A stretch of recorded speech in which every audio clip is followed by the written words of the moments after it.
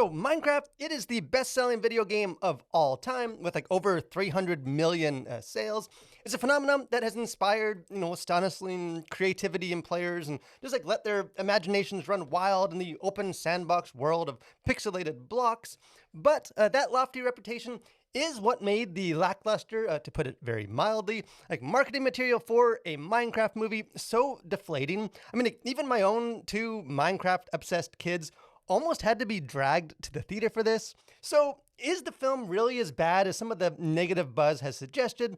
I have seen it, so let's talk about it.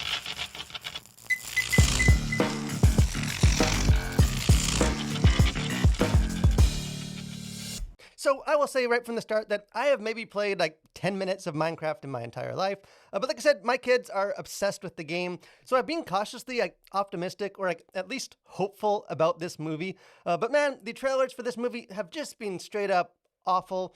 So is the movie as bad as they make them seem? Well, surprisingly, maybe the answer to that question is no. It is not that bad at all. Now, it might be a stretch to deem this like a good movie, but it's definitely a fun and entertaining one. I think overall, despite never seeming to fully utilize the endless possibilities of its video game roots to their full potential, a Minecraft movie is a much better than expected family adventure with a very positive message about the power of creativity. So thankfully, gone are the days when video game movie adaptations were just predictably awful, with things like the Super Mario Bros. Movie or the Sonic franchise or even the Last of Us TV series doing a lot to level up the genre. And Minecraft seems about as ripe for adaptation as any game. In fact, it's kind of shocking that it hasn't already been mined for box office gold by Hollywood years ago. But all of the foundational elements of the beloved game translate, at least I think so, in delightful ways to the big screen, even if the less pixelated characters may take people a little bit of time just to get used to. More questionable, however, are the elements in the film that are not taken straight from the original game, and that is the humans. And the movie takes a sort of modern Jumanji approach of having humans from the real world sucked into the secondary world of the game. And if you've been following this channel for a while, you know that I'm of the philosophy that the ideal human to animated ratio in these sort of films is one that skews as far away from the humans as possible. After all, imagine waiting over a decade for a Mine movie and then getting this sort of nightmare fuel instead. And so the trailers, with its bizarre attempt at an against-type performance by actor Jason Momoa, and just plenty of other forced, kind of cringeworthy humor, did very little to quell my concerns in that regard. But thankfully, the human characters and the humor both work, I think, much better in the context of the full film. The film's first act, which is set mostly in the real world, is definitely the weakest, and I think it's the portion that comes closest to living up to people's concerns. But once the characters are transported to the overworld, the story really does find its groove. And even Jason Momoa is much more fun than expected, even if his act does remain fairly one note. But enjoyment of this film, I think, will largely depend on just how much you vibe with Jack Black's comedic sensibilities, because a Minecraft movie is a quintessential Jack Black performance, I think, for better or worse. You've got the trademark one-liners and body humor, and probably in an effort to capture the viral success of Peaches from the Super Mario Bros. Movie, we've got not one, not two, but three songs. But personally, I think for the most part, I actually tend to like Jack Black in movies, and I think what he does bring here is a very infectious, almost boyish enthusiasm.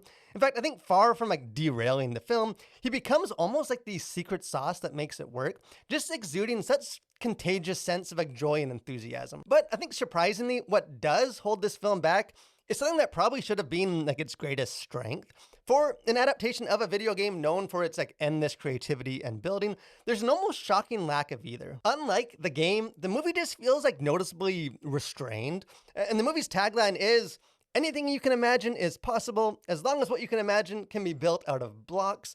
But despite that, there's almost no actual building with blocks to be found. And in one early scene, a character builds a castle out of blocks, but that is really the only true building moment in the entire film. The characters, they occupy and then interact with the existing world of blocks, but the film never capitalizes on the limitless creative potential to actually have them add to it. I think kind of in that way, I'm just not sure the movie clearly represents what the game is all about or why it's beloved by millions. Director Jared Hess, who helmed cult classics like Napoleon Dynamite and Nacho Libre, is known for his very oddball comedy. I think, as expected, a Minecraft movie never takes itself very seriously. It's sort of the type of film that produces more amused grins and vigorous belly laughs.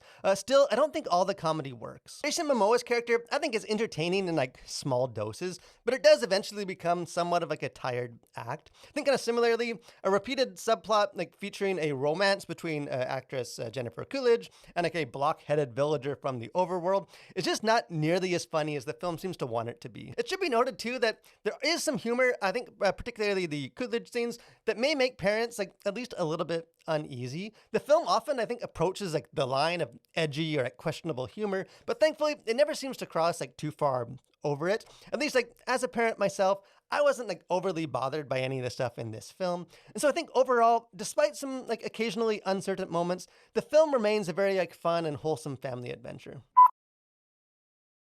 As far as content to consider, things going on on the surface of this, really not a whole lot.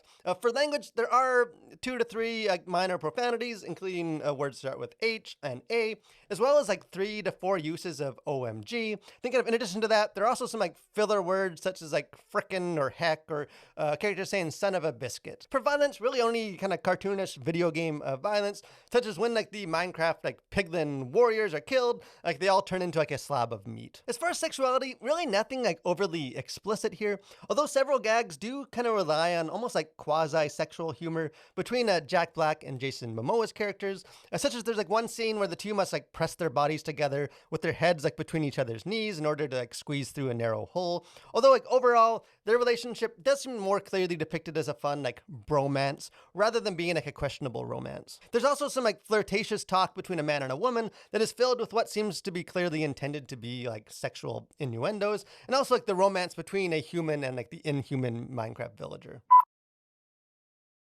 As far as themes, worldview, things going on beneath the surface, I think it's probably no surprise that the central theme of a Minecraft adaptation is the importance of nurturing the creative potential inside of each person and then using it to create and contribute to the world. I think kind of in a sense, the overworld in the movie kind of becomes a representation of the game itself. It's sort of a place where human characters can escape the burdens of real life and rediscover the almost childlike joy and imagination. Because the 4 protagonists in the film are all in need of that reignited creative spark, kind of as each in their own different ways feels trapped or beaten down just by the grind of responsibilities and the burdens of life.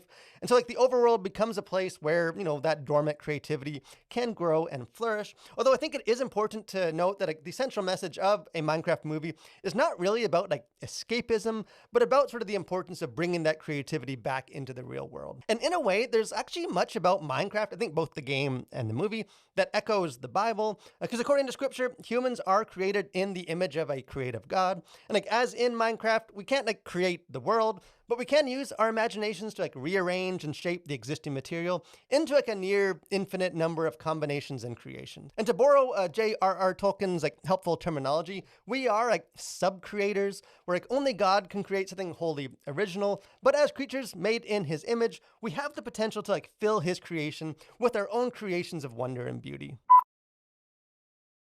But in the end, a Minecraft movie is not without flaws, but hey, a big part of the creative process is taking bold swings and just learning from mistakes. Yes, I think there's too much focus on humans and not enough on block building creativity, but there's also a lot of just genuine fun, positive messages. It's not a movie that, I necessarily will be rushing to watch over and over, but I think it does offer enough promise that I think I'll actually be happy to see a Minecraft movie 2 when it inevitably hits theaters in a few years. But hey, whether you're a longtime player of the game or you're, an outsider like me, I would love to hear what you guys thought of the movie, so don't be shy. Jump into the comment section. Let's have a conversation about it. If you haven't done so too, encourage you guys, become a collider, subscribe to the channel. Got lots of other movie reviews, got our podcast, got interviews, just other fun stuff. Would love to have you guys be a part of that. Most of all, guys, thank you for watching. Stay safe and continue to collide with your world for Christ.